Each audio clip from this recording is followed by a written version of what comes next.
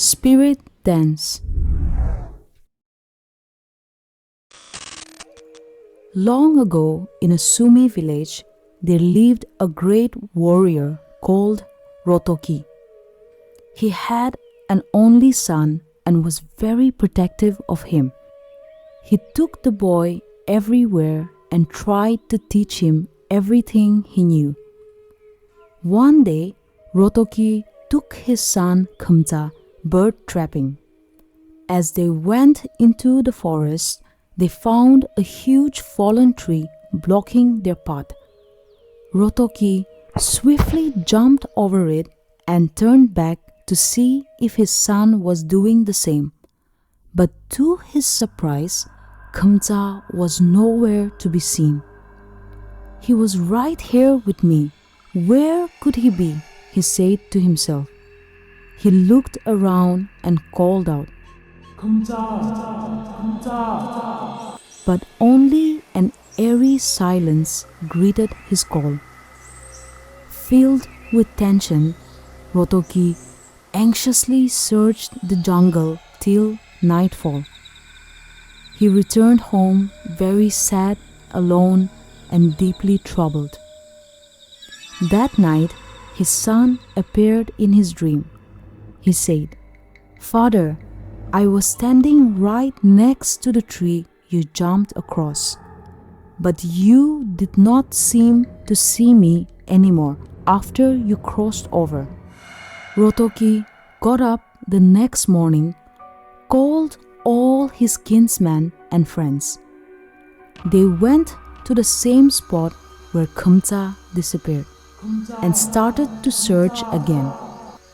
They chopped down the trees, cleared the undergrowth with their daws, hoping to see traces left by the boy.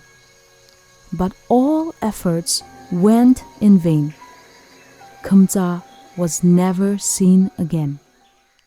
Years went by since Khamta's disappearance, and Rotoki had given up the hope of seeing his son again. But one day, a young man came to Rotoki's home claiming to be Khamta. He said, "I was taken away by evil spirits that day on the spot where you jumped over the fallen tree. They took me to a faraway land and held me captive there for many years. I have finally managed to escape from them." Then Khamta warned his father that the spirits would come to their village soon and cause trouble. Therefore, he instructed Rotoki to do as he said if he wanted to save the villagers from the spirits. The village should prepare a feast for the spirits and leave it outside. After that, everyone should go inside their homes and stay hidden. No one should look at the spirits, for doing so would cause instant death. Saying this, Khamta left his father. Rotoki wasted no time in announcing to the villagers that the spirits were soon going to invade their village, and to appease them, a feast had to be prepared and left outside. All were not convinced by what Rotoki said and decided to watch the spirits for themselves. As the approach of the spirits was heard by the village, everyone rushed inside their homes and locked their doors. The spirits came dressed in splendid costumes with feathered headdress, holding spears. They entered the village, and upon seeing the feast offered to them, they began a joyous dance. It was a beautiful dance never seen by mankind before. Only after the dance did they begin to eat. Some of the villagers, hiding inside their homes, could not help themselves from peeping at the spirits and died on the spot. Rotoki was also curious, but he did not risk looking at the spirits with his bare eyes. Instead, he took a bamboo sieve and watched the spirits dance through it. He memorized the dance of the spirits without losing his life. After the spirits departed, he enacted the dance again for the villagers to see. Soon, everyone in the village learned the dance of the spirits, and this is how the Sumis are believed to have learned to dance.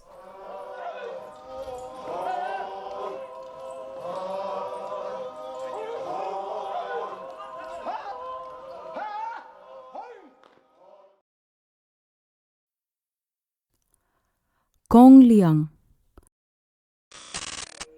In a quiet village among the hills, a small family lived peacefully. One morning, the parents set off to tend to their field, leaving the girls at home. Tender, mother and father have gone to the fields, so today I will clean the rice and prepare the pig's feed. You go to fetch water and firewood, said the older sister. The younger sister readily agreed and went to collect firewood.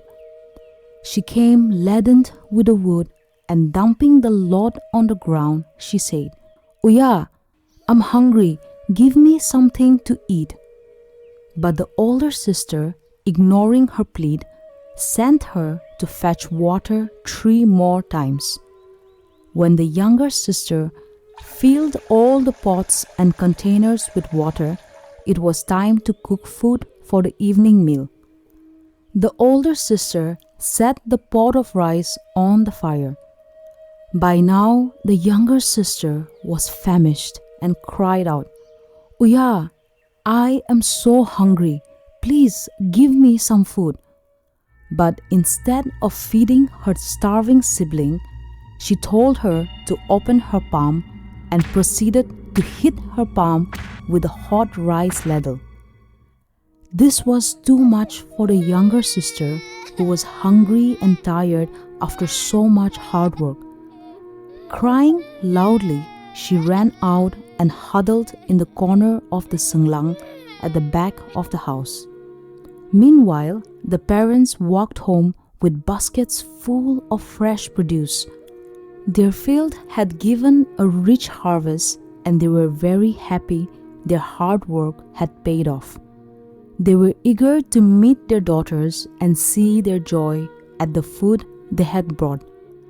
However, when they reached home, they found only the older daughter. "Where is your younger sister?" the mother asked. "Oh, she's too much. I had to do all the hard work while she had just been loitering around all day.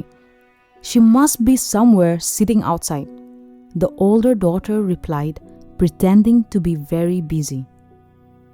The parents rushed out to look for the younger daughter.